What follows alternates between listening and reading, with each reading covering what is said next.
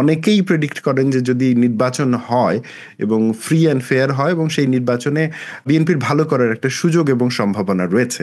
এবং ছাত্রদল যেহেতু বিএনপির সাথে বিএনপির আদর্শ নিয়ে কাজ করে, এবং এখানে আমরা দেখি যে ছাত্রদলের ব্যাপারে অন্যান্য আপনাদের যে প্রতিযোগী দলগুলো রয়েছে, সেটা শিবির অথবা বৈষম্য বিরোধীদের সাথে জড়িত যে ছাত্ররা রয়েছে, তারাও যে অভিযোগগুলো আপনাদের ব্যাপারে করেন সেটা হচ্ছে আপনাদের রাজনীতির সব থেকে বড় দুর্বলতা হলো লেজুর বৃত্তি।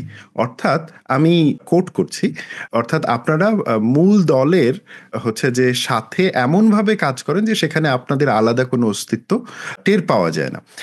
আমি এইটাতে কোনো ভ্যালু জাজমেন্টে যেতে চাচ্ছি না, কিন্তু আমি আপনার কাছে জানতে চাচ্ছি এই যে লেজুর বৃত্তির যে অভিযোগটা আপনাদের বিরুদ্ধে আসে, অর্থাৎ ছাত্র দলের বিরুদ্ধে আপনাদের অন্যান্য সতীর্থ সংগঠনরা করে, সেই ব্যাপারটিতে আপনার মতামত কি?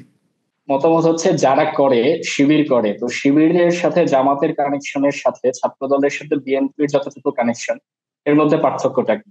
একটা পার্থক্য আছে যে শিবির বলতে পারে যে তারা সারা বাংলাদেশে ভোটের মাধ্যমে নেতা নির্বাচন করে, কিন্তু সেই নেতা কে হবে সেটা অনেক আগে থেকে প্রেডিক্ট করা যায়। যেমন এই বছর কে কোন পোস্টে আসবে উপরের চারটা, এটা কিন্তু তাদের একদিন আগে আমি নিজে ফেসবুকে পোস্ট করে দিয়েছি, এবং দেখবেন যে ওটাই এসেছে। তাদের সাধারণ সম্পাদককে সবাই মিলে সভাপতি বানায়, সভাপতি একজন দপ্তর সম্পাদককে আবার সাধারণ সম্পাদক তৈরি করে। এই একটা ব্যাপার বাদে বাকি সব ক্ষেত্রে শিবিরের সাথে জামাতের যে কানেকশন আর বিএনপির সাথে ছাত্র দলের কানেকশনের পার্থক্যটা কি? কোনো পার্থক্য নেই। সেকেন্ড হচ্ছে বৈষম্য বিরোধী যাদের কথা বললেন যে লেজুর বৃত্তি, তারা এই যে নাগরিক কমিটির লেজুর হিসেবে কাজ করেছে। এখন আবার দেখবেন যে নতুন জাতীয় নাগরিক পার্টি হয়েছে, সেখানে এই যে ছাত্র সংসদ নামে যে দলটি হয়েছে, সেই দলের কে সেখানে অনুপস্থিত ছিল? তারা সবাই সেখানে ছিল। এখন ওরা বলতে পারে যে আগে ছাত্র সংসদ তৈরি হয়েছে, পরে নাগরিক কমিটি হয়েছে। ছাত্রলীগও তো আওয়ামী লীগের আগে প্রতিষ্ঠিত হয়েছে, পরে হয়েছে। তাহলে ওখানে লেজুর না বলে বলতে পারি যে এটা একটা শিং হিসাবে কাজ করে। ছাত্রলীগ যেভাবে আওয়ামী লীগের বিরুদ্ধে কিছু বললে ছাত্রলীগ এসে শিং দিয়ে গুঁতো দিত, ওদেরকে আমরা লেজুর না বলে একটা শিং টাইপের বলতে পারি, যে যেহেতু জন্ম আগে। এখন আপনি প্রথম দিকে যে পয়েন্টটা বললেন যে এটা তো একটা ঐতিহাসিক বাস্তবতা, যে ছাত্রদের মধ্যে একটা বড় পার্টি থাকে বা ছাত্রদের পার্টি থাকে। এখন বড় পার্টির যে ইডিওলজি, তাদের যে প্রোগ্রাম, এইগুলো ছাত্র তরুণদের মধ্যে ছড়িয়ে দেওয়ার জন্য একটা উইং সবসময় কাজ করে। যেমন কমিউনিস্ট পার্টির জন্য ছাত্র ইউনিয়ন কাজ করতো, জামাতের জন্য ছাত্র সংঘ, পরবর্তীতে ছাত্র শিবির তারা কাজ করতো, আওয়ামী লীগের সাথে ছাত্রলীগ ছিল, বিএনপি তাদের একটা ছাত্র ফ্রন্ট হিসেবে ছাত্র দল তৈরি করেছে বা প্রতিষ্ঠা করেছে শহীদ প্রেসিডেন্ট জিয়াউর রহমান বীর উত্তম। তারা বাংলাদেশি জাতীয়তাবাদের যে আদর্শ, এটা ছাত্র তরুণ যুবকদের মাঝে পৌঁছে দিচ্ছে। আপনি আমেরিকায় থাকেন, আমেরিকায় তো রিপাবলিকান পার্টি বা ডেমোক্রেটস যে পার্টি, ডেমোক্রেটিক পার্টি, তাদেরও তো ইডিওলজি বা এই প্রোগ্রাম গুলোর ক্যাম্পেইন করার জন্য ক্যাম্পাস গুলোতে যে কলেজ ডেমোক্রেটস বা কলেজ রিপাবলিকানস অফ আমেরিকা, এরা তো আছে।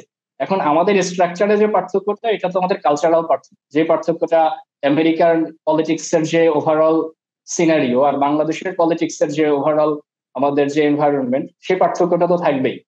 এর বাইরে যে একটা ইডিওলজি যেটা সারা দেশের সব মানুষকে কানেক্ট করতে পারে, সেই ইডিওলজি স্পেসিফিক্যালি ছাত্র তরুণদের মাঝে যদি ছাত্রদের একটা সংগঠন পৌঁছে দেয়, সেখানে সমস্যাটা কোথায়?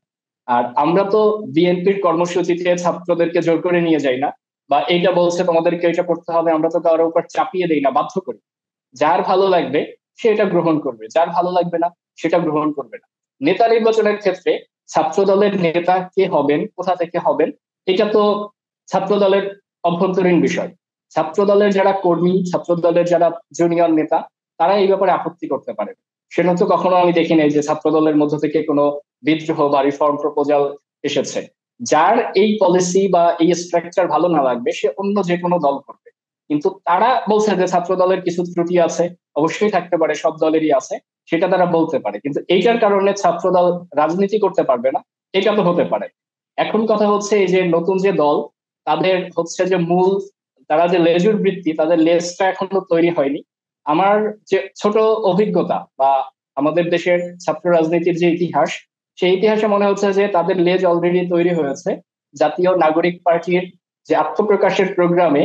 যখন এই যে ছাত্র সংসদ, তারা সবাই অংশগ্রহণ করেছে ব্যানার নিয়ে বা ব্যানার ছাড়া, তখনই লেজ অলরেডি তৈরি হয়েছে, এবং যত সময় যাবে লেজ বড় হবে, এবং তারাও শক্ত করে ধরবে। যদি তারা না ধরে তাদেরকে অভিনন্দন, বাট বাংলাদেশের বাস্তবতা আমার মনে হয় যে এটা কেউ এড়াতে পারবে না। আর ছাত্রদল তাদের নিজস্ব নেতা নির্বাচনের প্রক্রিয়া, এটা অলরেডি বিভিন্ন জায়গায় ভোটের মাধ্যমে নেতা নির্বাচন শুরু করেছে। মিস্টার রহমান, আমরা ওইটাতে যাব। মিস্টার রহমান, আমরা ওইটাতে যাব। এবং আমি আসলে সত্যি কথা বলতে কি যে ডেফিনেটলি অন্যান্য যে দলগুলো আছে সেগুলোর একটা সমালোচনা করার জায়গা তো থাকেই।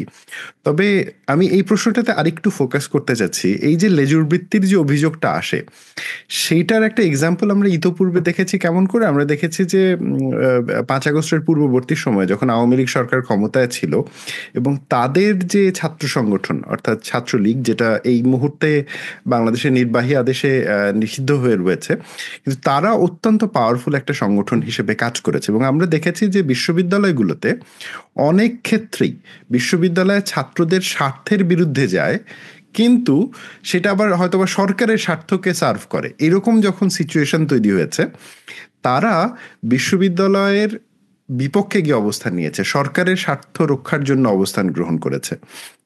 এবং এই যে এই সিচুয়েশনটা আমরা ইতোপূর্বে দেখেছি। আমরা যদি ছাত্র দলের ইতিহাস দেখি, যখন বিএনপি ক্ষমতায় ছিল, খুব যে বেশি আমরা মানে পরিবর্তন দেখি ব্যাপারটাতে তাও না। সেক্ষেত্রেও আমরা দেখি যে এই ধরনের বেশ কিছু ইনসিডেন্ট রয়েছে। আমার আপনার কাছে প্রশ্ন, আগে যা হয়েছে হয়েছে, মানে আমরা তো আর অতীতে ফেরত যেতে পারবো না। এবং আমি আপনাকে আপনার পূর্বসূরীদের মানে ভুলের দায়ও দিতে পারবো না। হ্যাঁ, তো আমার কথাটা হচ্ছে যে 5 আগস্ট পরবর্তীতে আমরা যে বাংলাদেশের কথা ইমাজিন করতেছি, আমরা নানা রকম কথাবার্তায় বলছি, সেই ক্ষেত্রে আমরা কি ভবিষ্যতে এরকমটা দেখতে পাবো যে যদি বিএনপি ক্ষমতায় আসে? এটা একটা হাইপোথেটিক্যাল কোয়েশ্চেন। এবং যদি এমন কোনো বিষয় যেখানে ধরেন সরকারের সাথে ছাত্রদের স্বার্থের একটা মুখোমুখি অবস্থান হলো, সেই রকম পরিস্থিতিতে ছাত্রদল আসলে কি করবে? তার যে মাদার সংগঠন সেইটার অবস্থান নিবে, নাকি হচ্ছে তারা ছাত্রদের পক্ষে অবস্থান নিবে? বা যদি পক্ষে অবস্থান নাও নেয়, তারা যদি নিউট্রালও থাকে, তাহলেও সেটা তারা কেমন করে করবে? এটা একটা অত্যন্ত হাইপোথেটিক্যাল প্রশ্ন। আই ডু আন্ডারস্ট্যান্ড আমার এই প্রশ্নের ক্রিটিক্যাল নেচার নিয়ে, but if you would like to address that. এটা হচ্ছে ছাত্রদল হিসেবে আমাদের কখনোই ছাত্রদের যে মত বা ছাত্রদের চাওয়া পাওয়া এটার বিপক্ষে যাওয়ার সুযোগ নাই। আর আপনি ইনসিডেন্ট যেগুলোর কথা বলেছেন, ছাত্রলীগের মতো ওইরকম দমন পীড়নের বা একেবারে ফ্যাসিবাদ কায়েম করার জন্য ছাত্রলীগের যে একটা বিশাল প্ল্যান ছিল বা এজেন্ডা ছিল, ছাত্রদলের ক্ষেত্রে এটা আগে কখনো ছিল না, আর এটা ভবিষ্যতে কখনো হবেও না। এখন ছাত্রদের যে মতামত বা ছাত্রদের চাওয়া পাওয়া, যেমন কোটা সংস্কার, এরকম যৌক্তিক দাবিতে অবশ্যই ছাত্রদল ছাত্রদের পক্ষে থাকবে। এবং সে ব্যাপারে আপনারা ছাত্রদলের যে বর্তমান কার্যক্রম আপনারা দেখতে পারেন, আমরা বুঝে শুনেই কখনো ছাত্রদের বিরুদ্ধে অবস্থান নেই না। তবে দুই একটা বিষয় আছে যে বিষয়গুলোর ক্ষেত্রে আমার যে ছাত্রদের পপুলার দাবি আর আসল বাস্তবতা, এখানে কিছু বিবেচনা করার বিষয় আছে। যেমন হঠাৎ করে কিছুদিন আগে যে ছাত্রদের একটা অংশ দাবি করলো যে ঢাকা ইউনিভার্সিটি ক্যাম্পাসে বাইরের কোনো গাড়ি ঢুকতে পারবে না, তারা ওইটা বন্ধ করে দিল এবং প্রক্টরও তাদের পক্ষ নিয়ে বন্ধ করে দিল। এখন ছাত্রদলকে আপনি পজিশন যদি নিতে বলেন যে আমি কি ছাত্রদের পক্ষে ঢাকা ইউনিভার্সিটির সব জায়গা বন্ধ করে দিব, ছাত্রদল এটা মানে কিনা? এখন খেয়াল করেন, একদিকে ঢাকা মেডিকেল কলেজ, একদিকে যে পিজি হাসপাতাল, একদিকে হাইকোর্ট, একদিকে হচ্ছে যে ইডেন, বদরুন্নেসা, ঢাকা কলেজ, তারপরে অন্যদিকে নীলক্ষেত, এরকম গুরুত্বপূর্ণ জায়গাগুলো। এখন আপনি আমাকে ছাত্রদের দাবি মানতে বলবেন, নাকি ঢাকা শহরের সব মানুষের সুবিধার জন্য যাতে এখানে একটা চলাচলের জায়গাটা উন্মুক্ত রাখা হয়? তো এই বিষয়গুলোতে আমরা কোথায় যাব? তখন আমাদের অবশ্যই একটা নেগোসিয়েশনে আসতে হবে। এবং সেই নেগোসিয়েশনটা হচ্ছে ছাত্ররা, ইউনিভার্সিটির যে কর্তৃপক্ষ, সাথে আমরা বিশেষজ্ঞ, বুয়েটে যোগাযোগ প্রযুক্তি বিশেষজ্ঞ আছে যারা এই ট্রাফিক নিয়ে কাজ করে, তাদের মাধ্যমে যে ছাত্রদের যে সমস্যা, ক্যাম্পাসে ব্যাপক জ্যাম এবং দুর্ঘটনা ঘটে, আর জনগণেরও একটা এখান থেকে কানেক্টিভিটির প্রয়োজন আছে, এটার মধ্যে একটা ব্যালেন্স করে দেয়। মাঝে মধ্যে এই ব্যালেন্সের একটা প্রয়োজন পড়ে, যেখানে ছাত্রদের মতামতকে আমাদেরকে উপেক্ষা করাটাই বৃহত্তর স্বার্থে বা একটা দূরদর্শী পদক্ষেপ হবে। আমরা মনে করি যে আমরা এইভাবেই সামনের দিনগুলোতে কাজ করব।